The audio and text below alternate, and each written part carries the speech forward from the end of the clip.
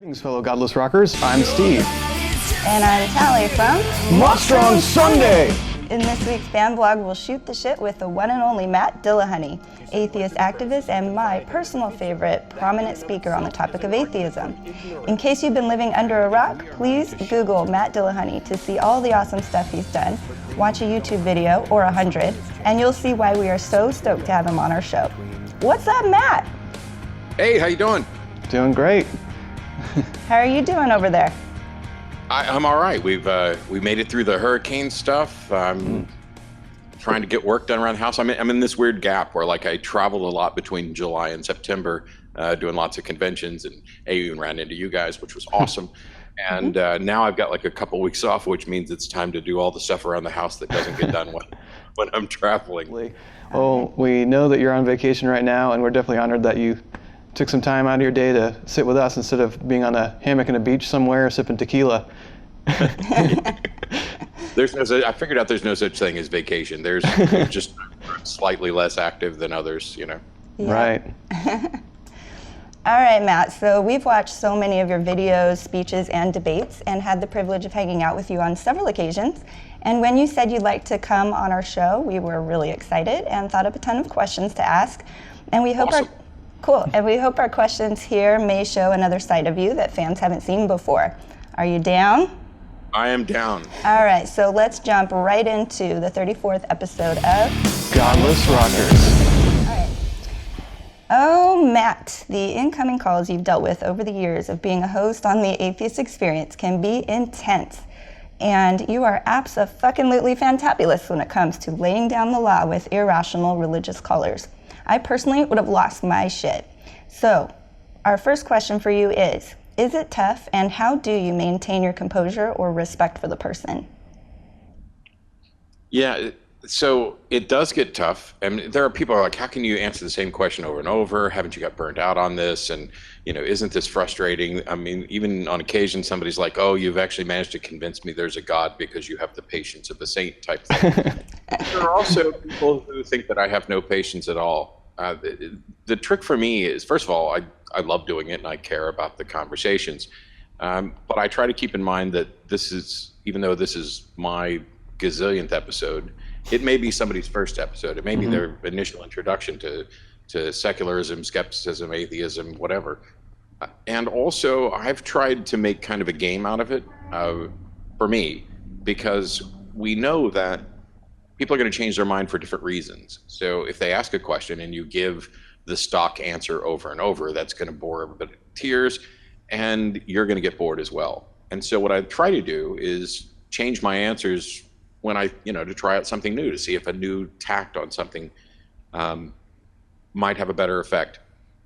And I also play a game where as soon as they start talking, I try to predict where they're going. Now, this has backfired on a number of occasions, where I'm trying to think about things based on, past experiences and what I think would rationally follow from what they've said. So sometimes it doesn't work.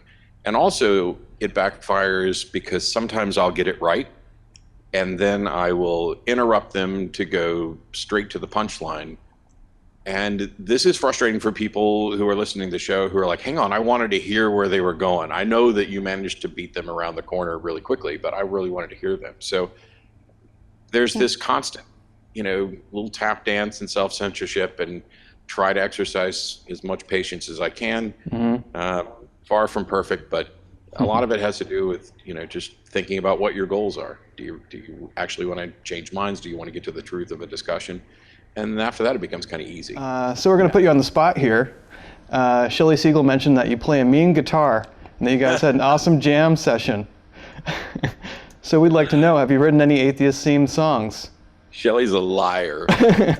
No. I learned to play guitar during the Gulf War when I was in the Navy. I knew we were going to have to ship out, and I'd always wanted to learn. I'd taken lessons for a day or two and hated doing scales and practicing, same as I did with piano. And there was a guy in my division in the Navy who, was a really good kind of acoustic folk, John Prine style, stuff. And I bought a guitar, and of course we didn't hit any ports. So by the time that the Gulf War was over, I came back and I could play. Now I don't do any lead stuff. I'm just, rhythm and, you know, simple chords. And I have written songs, but not in the way that you guys do. Instead, I'm kind of like an unpublished atheist Weird Al. Oh, So okay. That's I interesting. will hear a song and I will make an absolutely filthy version of it just to make my wife laugh most of the time. We You, love you know it. people are going to want to hear those now. You're gonna have to put together an album, Matt. None of them are recorded. None of them are really written down. It's more kind of an off the top of my head thing that we do when we're driving around. Uh-huh. But there's one of my favorites. There's a song, an old country bluegrass song called Mountain Dew, which is about shine. And we were sitting out in the hot tub, and I would just have her name someone in the atheist secular movement. And then I would write a specific verse about them for that song. And so that's been fun. But if Shelley's telling people that I play a mean guitar, I think she misunderstands the mean phrasing there, because I'm just a duffer. Although there's 2 guitars, a banjo, a ukulele, a mandolin, and a strum stick sitting right off to my right. So There you go. try. Cool. Anyways, that's probably our terminology. Anyways, What that's do you- just the impression we got from her. Oh, yeah. I don't know if She didn't I don't say know if he that was plays her a mean exact quote, guitar. but she said he's really good. She came down and visited and stayed at the house, and I don't get to play very often. I just haven't had the time. It hasn't been as much of a focus. So she showed up, and I hadn't touched my guitar in probably 6 months. And she's sitting down there with her guitar, and I'm like, now you make me want to play. So I have to go get one of mine. And it was fun. But I'm not going to be in a band anytime soon. Are you sure? Because the next logical question, obviously, was when are you going to try out for our band? Yeah, I'll try out whenever you want, but you guys are not going to add me as a member anytime soon. Well, when you come try out, we'll make sure to have plenty of tequila for you. Absolutely. Yeah. What is your favorite tequila? Right now it's Dolce Vita, which I think is actually going to be, it used to only be available in like the Austin area, but when I was out in LA, I saw a billboard for it. So I think they're kind of branching out. It's really good. I'm diabetic, so I'm not supposed to drink. And so if I'm going to drink, I only want to drink the things I really like. And so I've turned into a little bit of a tequila snob. But Dolce Vita, El Jimador, Herradura, there's quite a few that I like. I'm not Don so big on it. Julio? Don Julio's okay. And I Añejo? don't drink aged tequilas. I only drink the Blanco Silver, no Añejo or Reposado. Oh, have you tried Sammy Hagar's? I think that's the best Blanco style. What's that? I don't know. I think it's Cabo Wabo. Yeah, Yeah. Cabo Wabo. Yeah, that's right. I can't recall what I thought of it. I love aged bourbons. I just don't like aged tequilas. So Gotcha. All right, so as you may know, Steve and I were raised quite religiously, me in the Mennonite Church and Steve is a Mormon. And my brother's really into Christian apologetics. In fact, he's spoken on the subject and was a Calvary Chapel missionary for many years. And over 20 years of trying, I've not been able to get through to him. In fact, our conversations seem to only have driven us further apart on the topic of religion. And so I'm really interested personally in the next question, which actually comes from a Monster on Sunday fan on Facebook, which, by the way, we got a lot of great questions for you from our fans because we asked them, like, what would you like to hear? And this is one of our favorites. Paul Applegate would like to know, how do you get through to someone whose religious beliefs are a part of their identity? So that's true for almost everybody. There are people who don't care that much about the religion. It's kind of like just a professing belief. I just gave a talk twice, and it's rare that I repeat a talk, but I gave it, I think it was the one that I gave it in St. Louis when we were there. And then I posted it on my YouTube channel, and it's all about how to deal with unchangeable minds or intractable minds. And the sad fact is there are some people who may never change their mind. There are some people who you're not going to ever change their mind, even though somebody else might. And I talked about how the first time you hear something, the first time you see something, it's just weird, and your brain pretty much rejects it. And the second time you hear or see something, it's like hey, I've heard something about that before. And then the third time is when it starts to kind of enter your consciousness as a real thing. It may be the case that you could have a conversation with a loved one over and over and over again and make no headway. And I could say the exact same thing, nothing any more profound than you did, but because it's coming from a different person at a different time, and there's a different personality dynamic, that may have an effect on him. Mm-hmm. At the end of the day, though, like with my own parents, we just originally, well, the agreement's been broken, but we weren't going to discuss this, that we wanted to, we cared more about having good interactions when we were together rather than arguing all the time. And, like I said, my mom's broken the agreement a couple times. Mm-hmm. And the advice that I give is that you should always be open to having the conversations, and you should be honest, and you should let people know you care about them. But if your goal is to fix people, if that aren't willing to have honest conversations and don't seem interested in having those conversations with you in an honest way, then you might not only be wasting your time, you might actually be doing harm. You might be really kind of hindering the relationship. And for the people whose minds won't be changed, the solution is to change the world around them. This doesn't just like a religious idea. This goes, for people who are bigoted and hateful or, anti-science or whatever else. If you can't get through to them, instead of continuing to bang your head on that wall, you work to change the world around them so that their bad ideas don't have as big of an impact on the world. Yeah. And it's sad, it's frustrating. You kind of got to get used to the fact that you're not going to be the person who changes every single person's mind that you meet. And you may in fact be the exact wrong person to do it. So open to the conversations and keep trying to make the world a better place. Definitely. It's pretty funny. My brother is always challenging me to a public debate. And I'm like, I'm not a debater.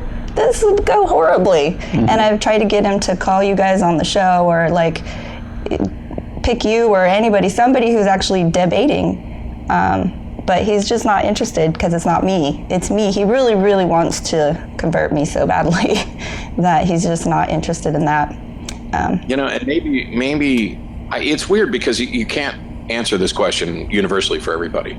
And so in the same way that they might be wanting to convert you, you might be wanting to deconvert them or convert them or whatever else the thing is. You have to set boundaries. And there's a number of good examples of this, not just people coming out gay or coming out atheist or anything else, is you give people, a year, I think is what I forgot. Dan Savage recommended. You give them a year to ask all the stupid questions and just be genuinely awful because that's their breaking in time. And then after that, you have to put your foot down. You have to draw boundaries. And as sad as it is, my co-host and friend Jen Peoples has said, you're family if you act like family. This isn't necessarily a blood relationship thing. And so there are people who are blood relatives of mine who aren't family. They just don't act like it. And I didn't end any relationships with those people, including old friends. They determined, nope, I don't want anything to do with Matt. We went to church together for years and now he's anti-God, so I can't be associated with him. And that's their right. And it makes me sad because it's their religion that has prevented them from having what could be an actually productive, decent relationship with me, because I'm not running around to every single person I meet going, you need to stop believing in Jesus. I'm here to convince you that, Jesus or Hinduism or Scientology, I just don't do that. I have conversations who are willing. We get calls into the show. I don't tend to make outgoing calls from the show. I'm not going door to door knocking. It's just, I want to engage with whoever wants to have the conversations. Yep. And isn't that how it is with atheists? We're not going door to door. Go figure. Another one of our favorite fan questions is from Amy Edmonds.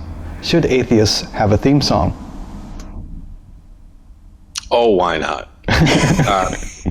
My gut instinct is to say no. Because it's not a thing. It's not like even if you put it up against other religions, not like other religions have a theme song. But the Mormon theme song. I guess. Well, there is kind of like Mormon themes. They're themed. I don't know if I could think of a specific one. I worry that you get into things where you are basically injecting ritual. Like, this is the official song of atheism. That pronouncement that it's the official song of atheism. But if you as an atheist want to have a theme song and see if it catches on, why not?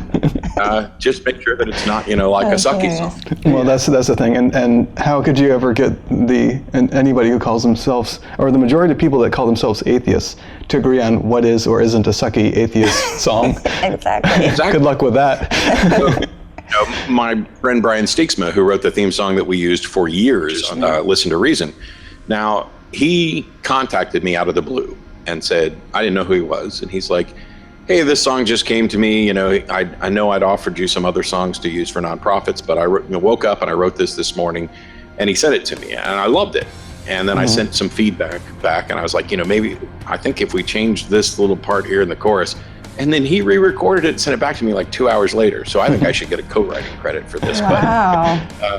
That's awesome. But it became the theme song that we used for years. And then the ACA decided to use one of Shelley's songs, which is fine. And now Listen to Reason is like mine. I use it for magic shows and debates and other stuff, because if the ACA doesn't want to use it, I still love it. I can play that thing anytime it's a good song. Enjoy it. It's a really good song. Legitimate songs. And the guy is a freak.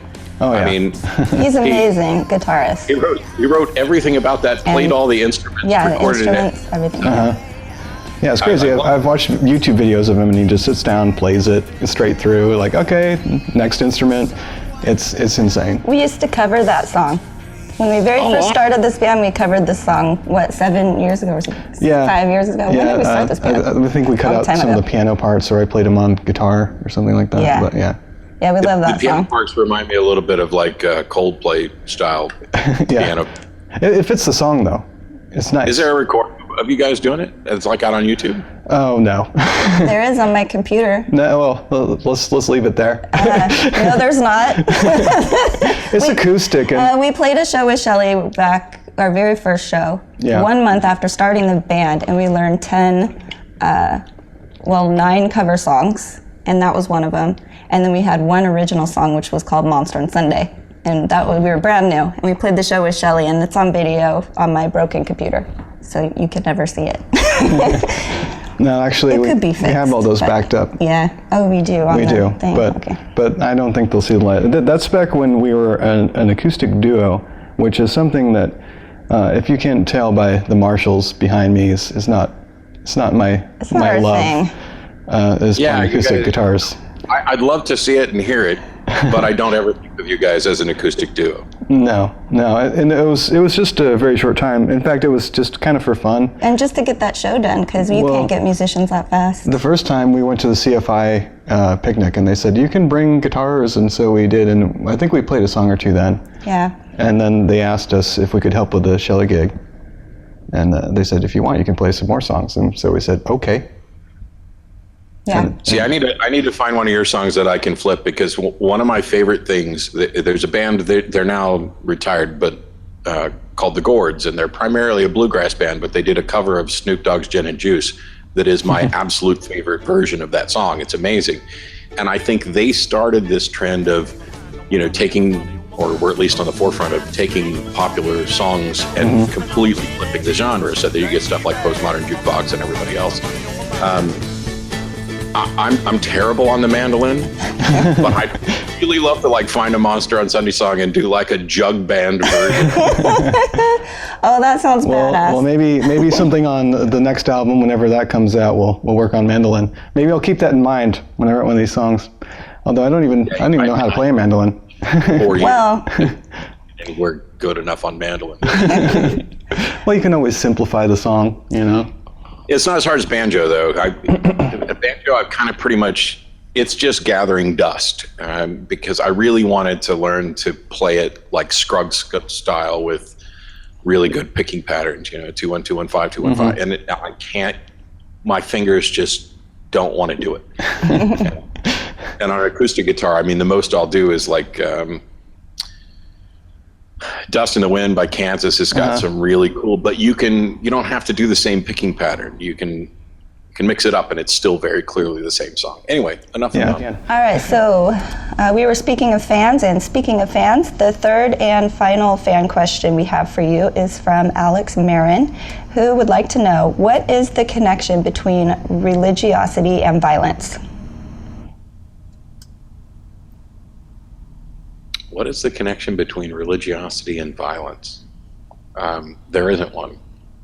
Religion's too broad of a term. I mean, Jains are religious, and they are so incredibly opposed to violence that they wear veils so that they don't accidentally, inhale a bug or do violence that way. So it's a little too broad. It would have to be narrowed down to specific religions. And I think that in the case where they overlap, that this has far more to do with frustration and fears from people than it has to do with specific religious instructions for violence. Certainly there are religions that, Islam, Christianity, and others actually have instructions in them about when and how and where to do or commit violent acts, or what you should do with the oppressors and the infidels and blah, blah, blah. But what you find is if you dig through, there are people who manage to cherry pick from whatever religion they're in, either the things that justify the violence they want to do, or the things that oppose the violence they don't want to do. And you can make most of these religions say almost anything you want.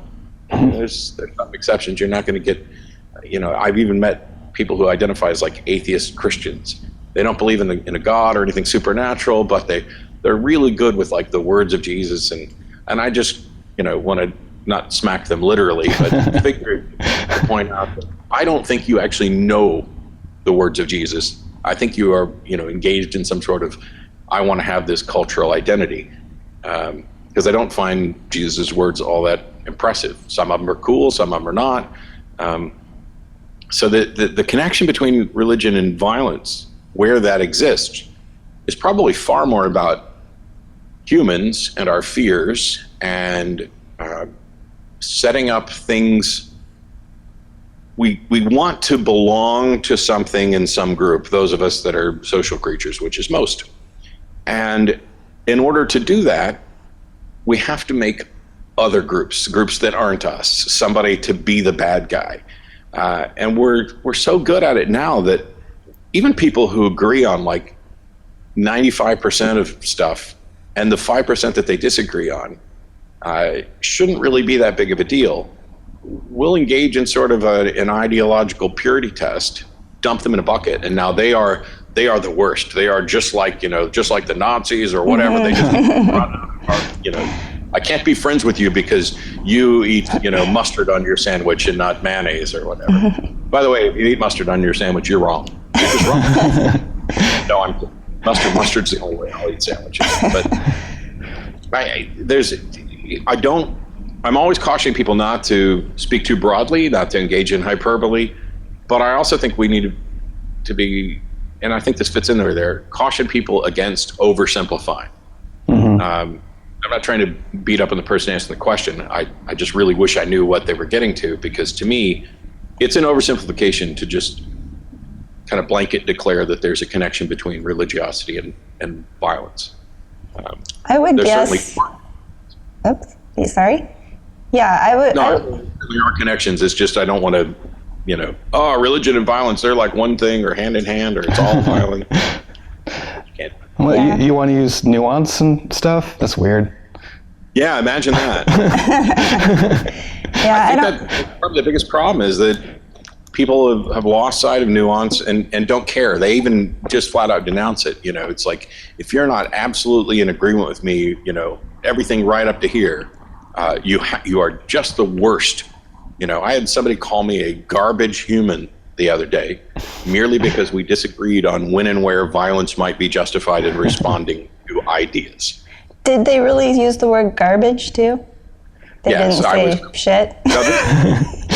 Now this person has essentially lost all sight of nuance. I'm a coward. I'm a Nazi sympathizer. I'm a garbage human. I'm not. Nobody should listen to me on rationality. I'm not good at debates. I do choreographed debates where I just say that's a logical fallacy, and I don't ever change anybody's mind. I mean, and reading all that, that was just in the span of a couple of hours. It was very clear I don't need to pay any attention to what this person says in the future. I mean, they don't have an argument. And it's because they are unwilling. I think one of the things is compromise has gotten a really bad rap. We don't see good compromises in government and legislation. People seem unwilling to compromise in relationships because there's been this portrayal that compromise is weakness. That if you're not really going all the way down the ideologically pure route, you're weak and you've given up. And there are certainly cases where I would agree that would be true. There are things that I won't compromise on. If you want to argue on behalf of NAMBLA or genocide or I'm not going to compromise on those things about the fact that they're wrong. But in cases where there are potentially nuanced views, where the world's not going to fall apart just because we don't agree on this minute point, and yet we still agree that we are in opposition to bigotry and racism, we may just disagree on the best strategy and tactics to address it. I think that people are afraid of nuance because, first of all, it's hard work. It's really easy to say, this is bad and we should do everything to stop this. It's a lot harder to think about how bad is it, what are the best steps that we can take to, stand in opposition to this. People are lazy thinkers. It's the reason why when people get into religions, they don't often get out. They never rethink it. They're in this comfortable little zone where everybody around them believes the same thing, and they're not being challenged. And if you're not being challenged and you don't have any interest in that, why would you care about nuance? But the world isn't just black and white. Sometimes things are black, sometimes they're white, and sometimes they're not. If you throw out any time that they're not, I don't know how you'd make a world a better place that way. Speaking of making the world a better place, too, I was curious if you think there's hope for humanity to overcome religious thinking and the problem of religion and all this. Yeah, I don't think it'll ever go away, but I think that it can be diminished. Its impact can be diminished. It's kind of like what I was saying before, for people who won't change their mind, you change the world around them. I think that the evidence that we've seen shows that the world is becoming increasingly more secular, less religious. Church attendance is down. There are more and more people who are identifying as atheist, agnostic, freethinkers, secular, whatever. Or just the nuns. The nuns is growing drastically, especially with young people. Now, whether or not it stays that way is another issue, because we can talk all day about how, the under 30s, man, they're the least religious ever. Okay, but do they stay that way? Because we know that we live in a culture where once people have had kids, hey, all of a sudden church becomes a viable option just to find a babysitter or to find to teach.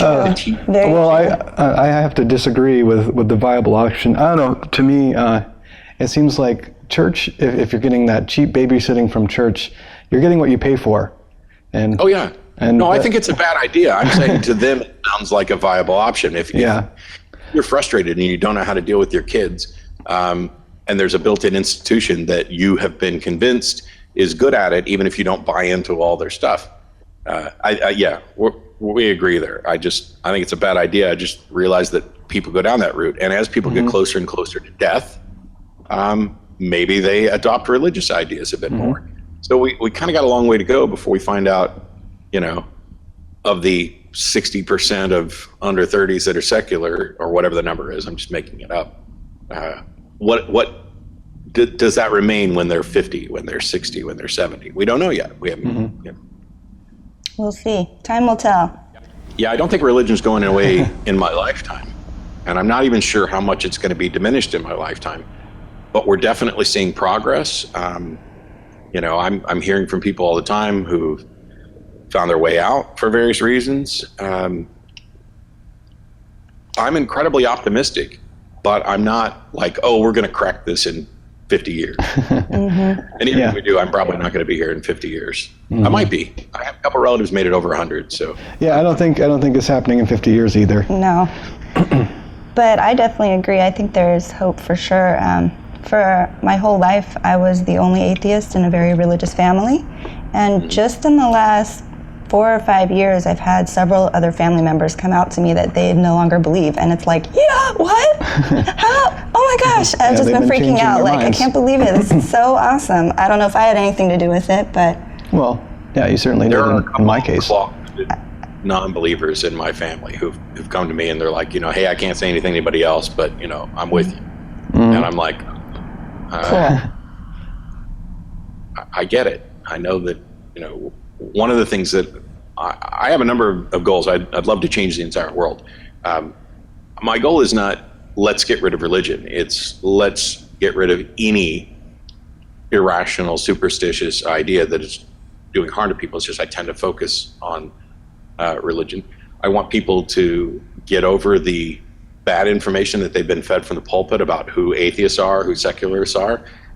So I don't want anybody who comes to one of my talks to be able to say, I've never met an atheist, or I've never met an atheist who could offer good reasons for why they don't believe.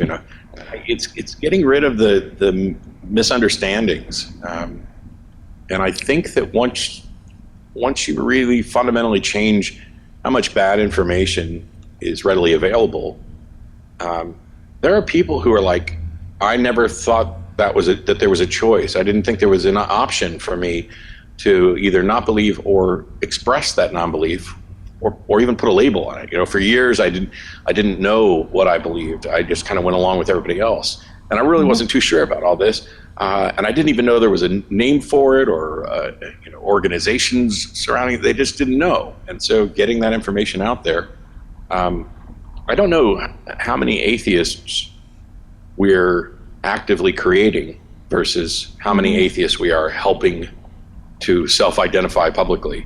But I'm fine with both. Yeah, absolutely. Yeah, definitely. Well, I know, kind of speaking, we kind of talked about this a little bit, but back when I was, or would have still considered myself religious, and Tally and I were married, she told me there's this guy called Matt Dillahunty, and he has this show called the Atheist Experience.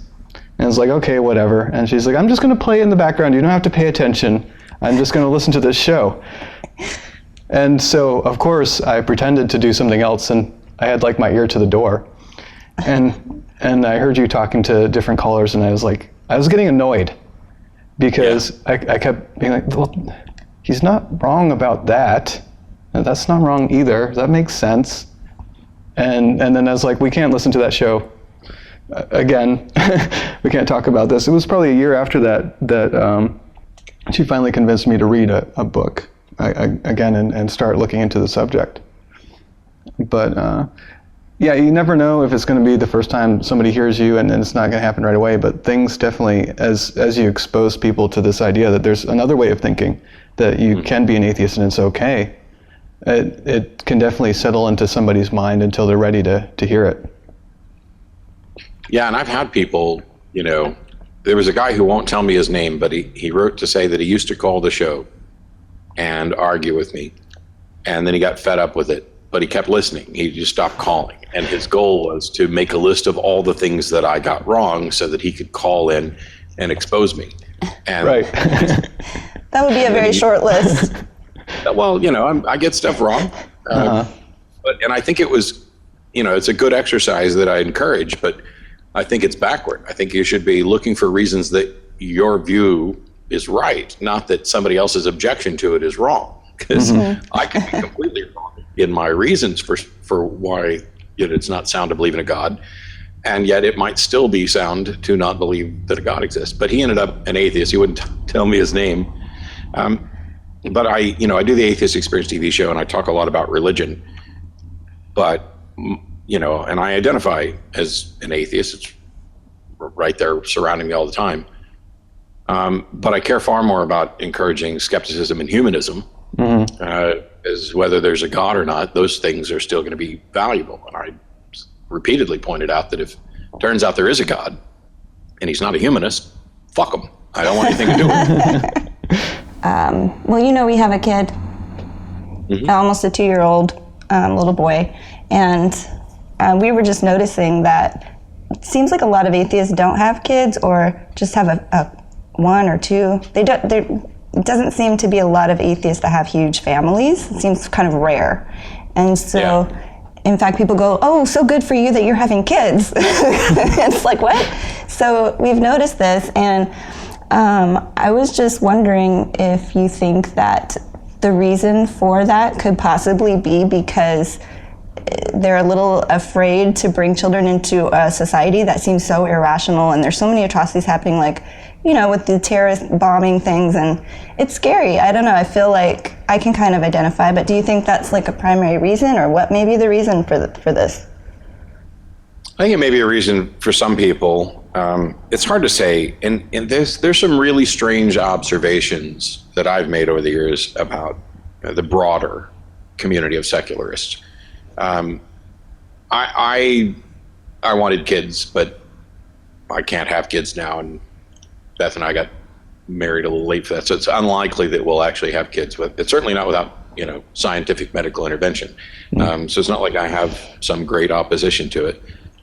But one thing that happens is that the atheist community, or communities, I guess, this is just personal experience, I'm not trying to shit all over anybody, tends to attract some people who are awkward, antisocial, in some cases conspiratorial. There's a certain mindset where you're not going to fit in with religions, and so you fit in with the secular community. I don't know how representative this is, what percentage are this way, but it also the atheist community is largely liberal, progressive, leftist, and among those groups are people who are concerned, whether they're right or wrong, about population and world issues, and there are some people who are just, there's enough kids in the world, we don't need to bring more in.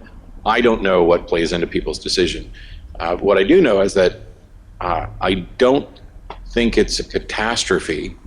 I'm starting to see if I go to a Sunday Assembly or Oasis or one of those things that is a little bit more family oriented, I'm seeing more families. Mm-hmm. And when I was president of the ACA, people would say, hey, I'd love to come to your events, but you guys aren't providing childcare. You're not doing the sort of events that my kids would want to go to. My kids don't want to go to listen to you or Dawkins or somebody lecture. They're not going to go to a debate on should we have a right to die, or pretty much any debate. And so one of the things we did is we arranged a few more family-friendly events. We probably didn't do enough of them because you need to do several to kind of build up a reputation that it's a family-friendly thing. So it may be that what we see, because I talked before, there is not a single atheist community. There's the conference community, the local group community, the Sunday Assemblies and Oasis. There's the blog community, the podcast community, the YouTube community, the YouTube commenters community, which I think is its own separate awful thing. And so when you get together with other non-believers, what are we mostly doing? Oh, it's skeptics at the pub, or it's a weekend conference, or it's a debate, or it's those things. And so you don't see, there's a potentially large set of non-believers out there that have kids and have family who aren't participating in these events because they're not really for families. So it may be the case that atheists aren't having kids at the rate that they, I don't know if should's the right word, but certainly not at the rate that of others. But it also may be the case that the movements are not attracting the people who are busy with their kids who just don't believe. Interesting. Yeah, I know we do like to go to the Sunday Assembly. We pop in there periodically. Yes. Pretty regularly. And it's nice. There is lots of families. They have the whole daycare thing. Yeah. Yeah. I'm always encouraging and hoping to see a lot more of that. Because we need, well, first of all, we need better data so that we know what we're doing and can make better decisions. But even if atheist families or atheists with children are a freakish minority, I think the best thing we could do is continue to produce the sort of events that they're willing to attend and that they feel comfortable doing, and that is supporting them and their needs, because that's how churches maintain people, even those people who don't believe. Church is for many, it's the place where you go socialize, because you don't get to socialize with, folks at work, or you get stuck with a play date type thing. So that's your social network. It's where you go, you get a chance to get dressed up and show off and whatever. We're getting there. For the longest time, it was, hey, here's a bunch of, bald bearded white dudes bitching about religion. And now it's a bit more than that. I think over the next 10, 15 years, we'll see even more of that.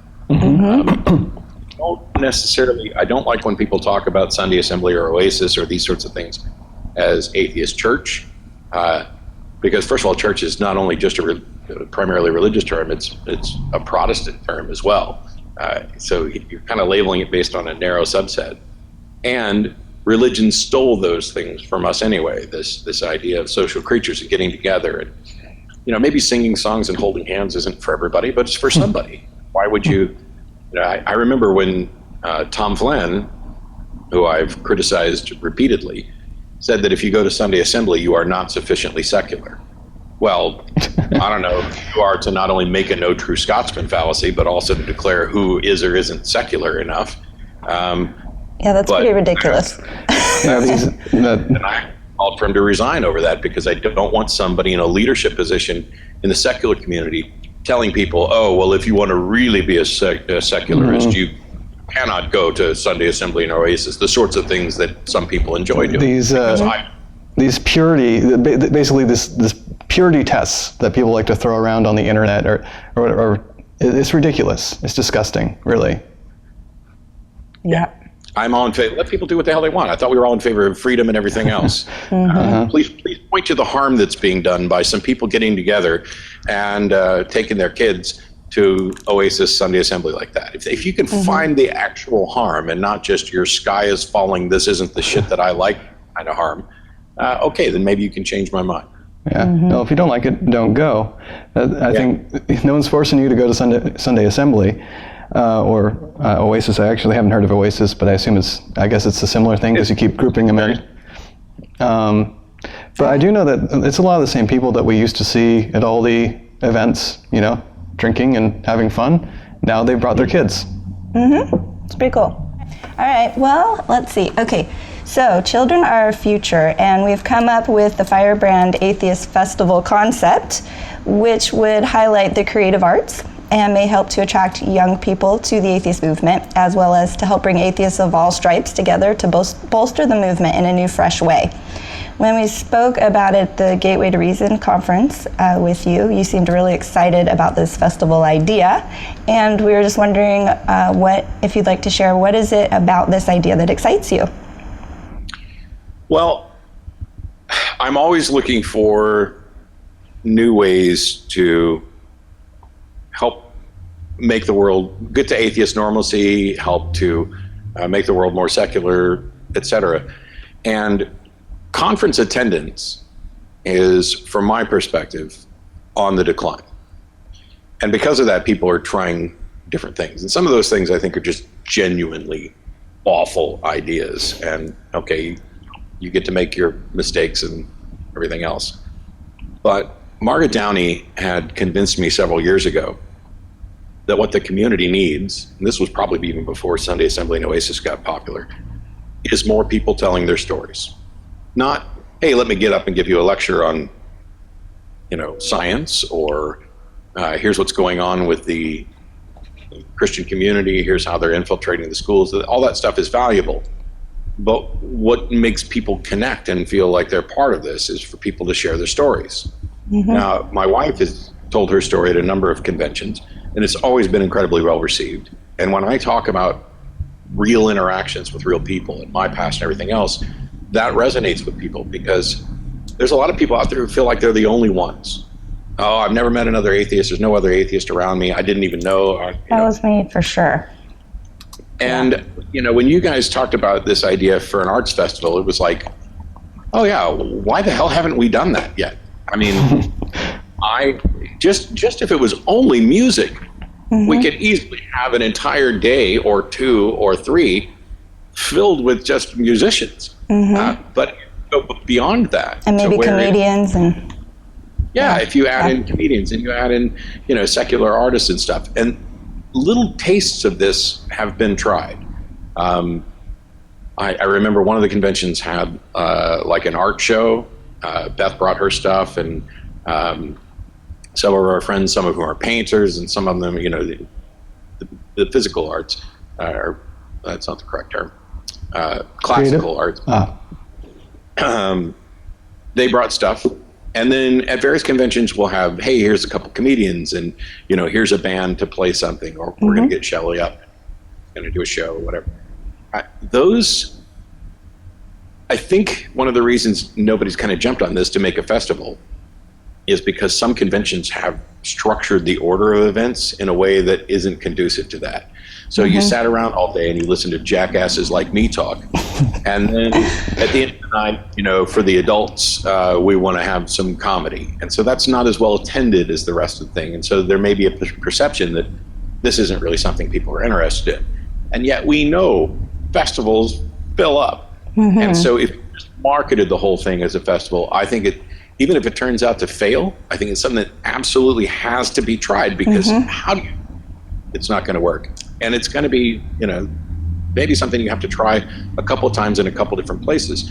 Like if you tried to do this festival in Kansas, I don't know that you'd get enough attendance. But if you start with the first ones in, LA or some big city, or just outside of one of those, you might find out that this is a great thing. Plus, it's fun.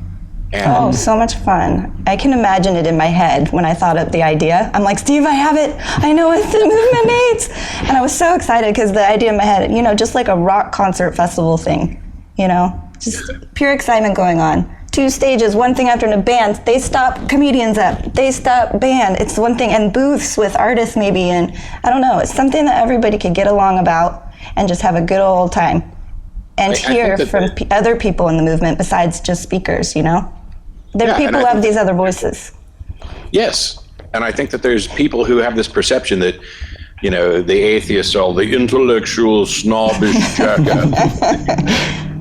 Steve Martin gets popular by writing a song that atheists ain't got no songs. It's back to whether or not there should be a theme song. I still say no. But what you want. I think that you have to change the public perception of who we are. And I know way too many people who are genuinely fun, and every conference, once the speakers are done, if it's in a hotel where there's a bar and stuff, there's a lot of fun going on. We had impromptu concerts. When we were at the American Atheist Convention in Memphis, there's a piano out there and a guy playing. Well, I brought some instruments, and so did some other people. And the next thing you know, there's 4 people on guitar, 1 guy on harmonica, there's a guy on the piano, and Heather Henderson and some others are singing, and we're having just this impromptu jam, which probably sounded like crap, but everybody loved it. And people are singing along. It gets portrayed as if why would you want to go to these things and do, like sing-alongs? For the same reason you do them at summer camp, or when you're sitting in your backyard and you have your friends over and somebody pulls out an instrument, and the next thing you know, everybody's having a good time.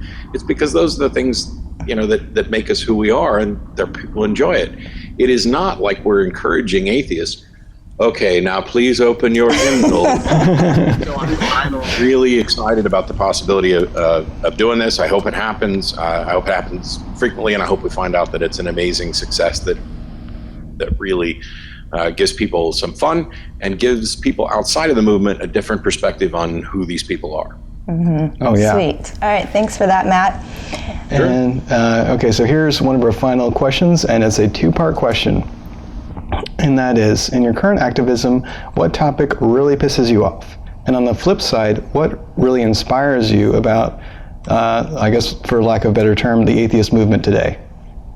I think it could be viewed as one and the same. And this is something I've talked about because people are concerned about divisions and infighting within the movement. And I understand that they are frustrating but I also view this as a positive thing, because what we're seeing is what would be natural growing pains. As your movement is now large enough to not be monolithic, it's not just, this handful of, white guys and what they think. You're getting people with different perspectives in, and the movement, you're seeing the growing pains and the struggles about, no, it shouldn't be about this. No, it shouldn't be about this. This is mission creep. And I'm like, screw it. You have more people involved. That's the thing that you should be celebrating. If your organization is growing so much that you have far more conferences than people are likely to attend, and you have different groups focused on different issues, you've got Atheist Help the Homeless, and you've got the secular humanist charity efforts and Foundation Beyond Belief, and then conferences are starting to include childcare, and you're getting speakers that people wouldn't normally listen to. And if your response to that is, but I only wanted to listen to people complain about religion, well, guess what? The movement has grown beyond you, and that's something we're going to celebrate, and you can just sit there and be a curmudgeon.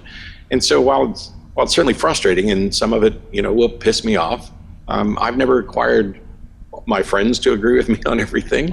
I've never, I share the stage with people that I genuinely despise their positions. That's my life.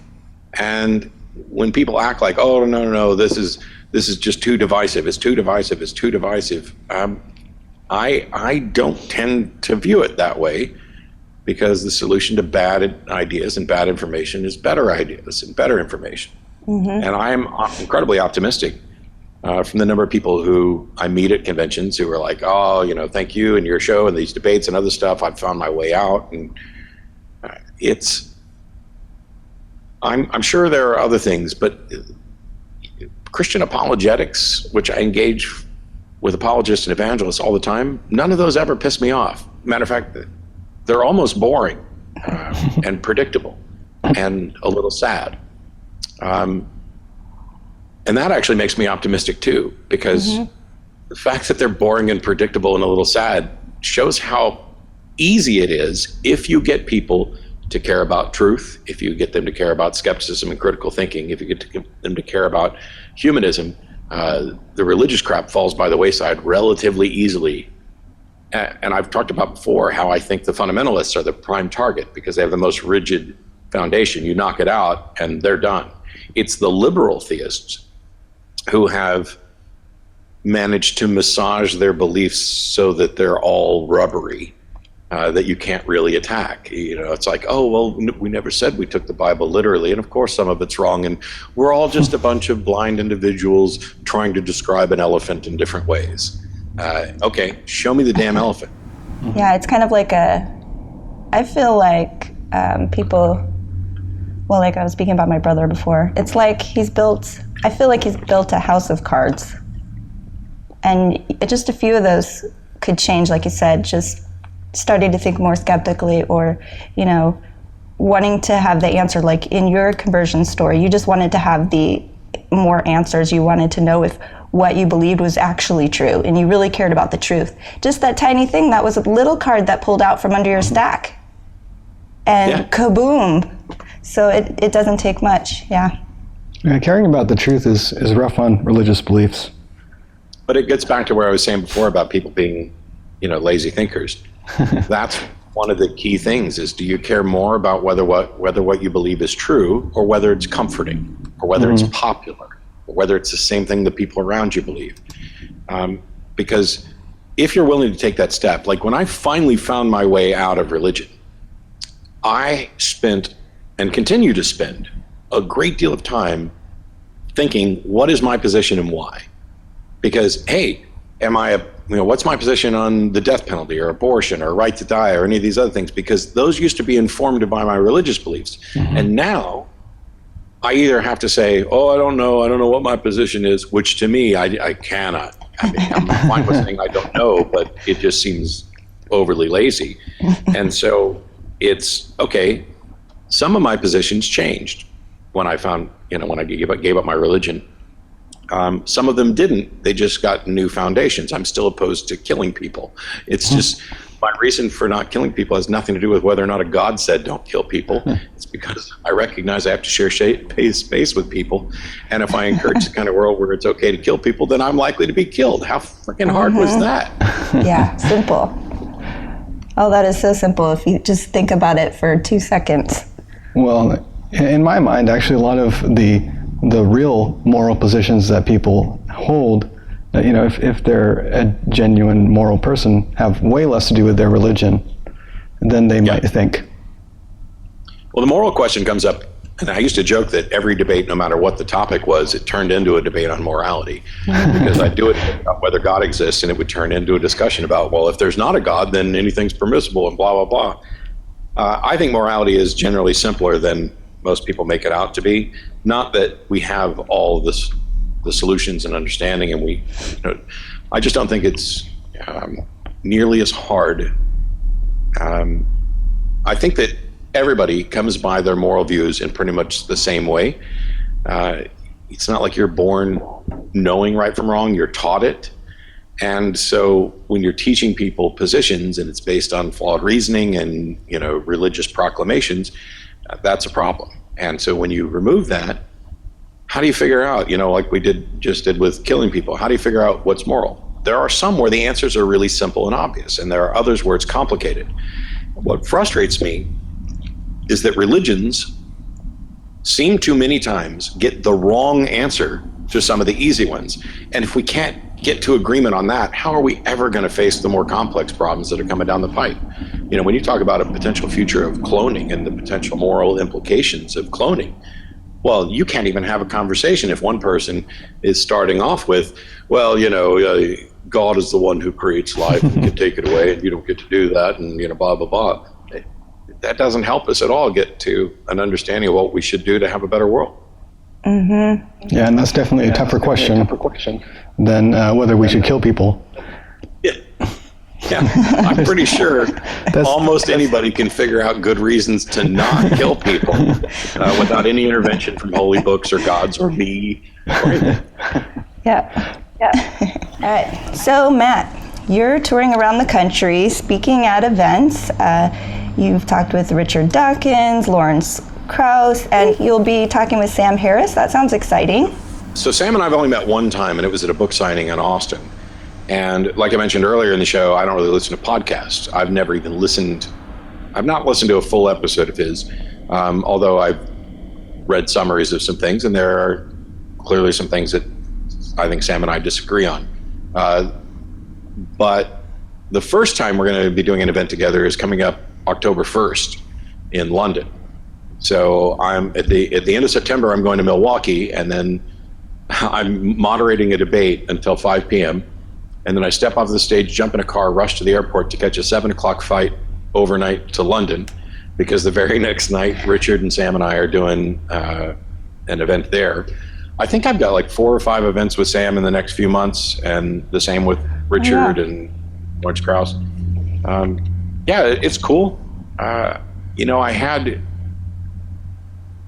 didn't get into this for popularity or money or fame or any of that crap. I just wanted to have the conversations, and this was a part-time thing for me that's turned into a full-time thing. But one of the first things that I did when Travis Pangburn started managing my schedule and making events was I said, I'll do these events with Dawkins and Harris. And, I don't know how they're going to go. Harris and I might hate each other. I highly doubt it. But, Dawkins and I get along, Krauss and I get along. Doesn't mean we agree on everything. But my goal was to use those events to boost whatever brand I have and make sure that I'm using my brand to boost other people. And so we're doing an event in November in Vancouver with me, Richard, and Sam. And the very next night, we're doing a bonus event, which is me, Tracy Harris, and Sarah Hayter talking about leaving religion.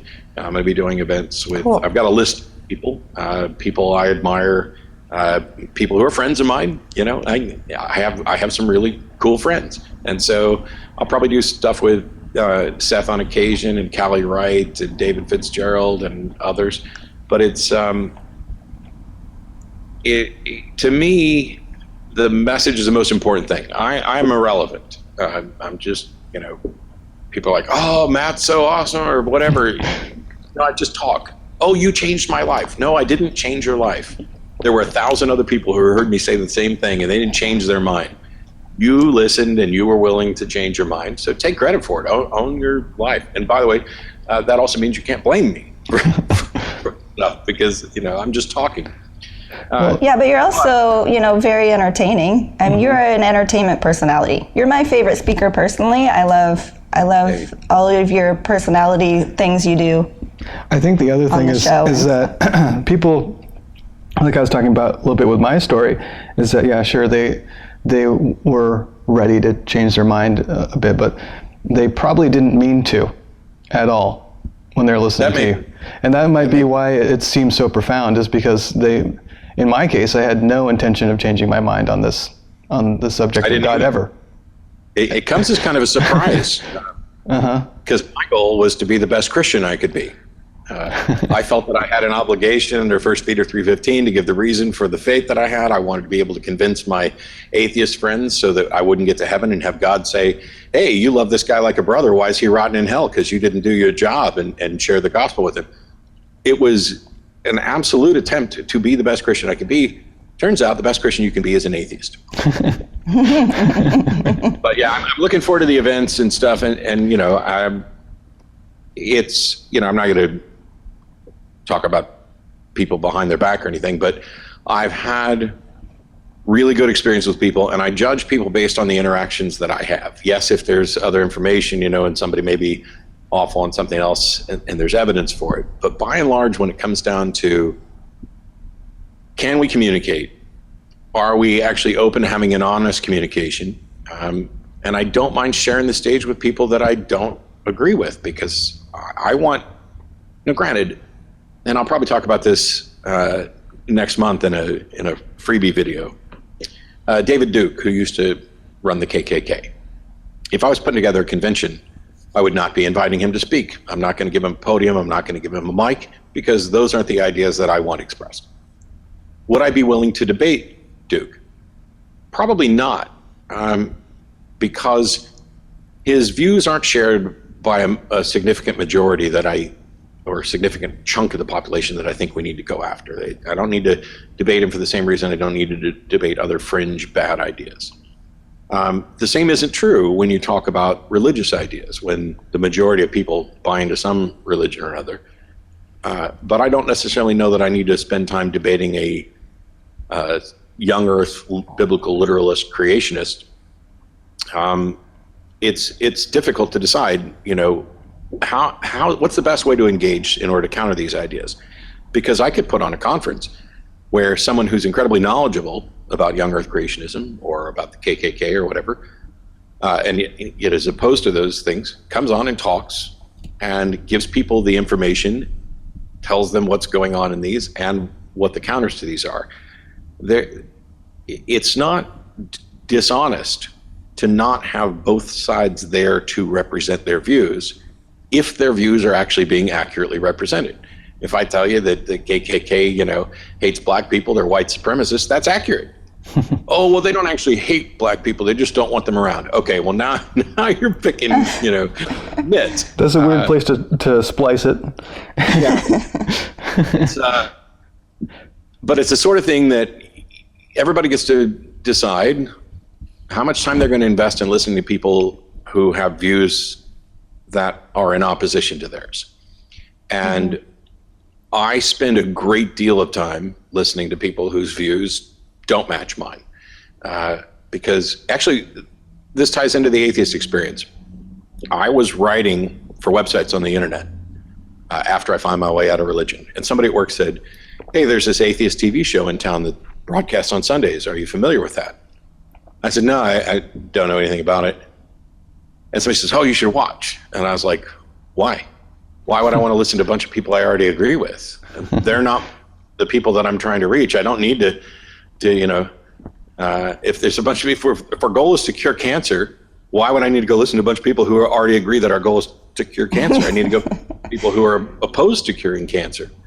And it was just kind of a happy coincidence that I walked out to the mailbox one day, and there was Jeff D actually lived in the same apartment complex and had put a flyer up for the Atheist Experience on the mailbox.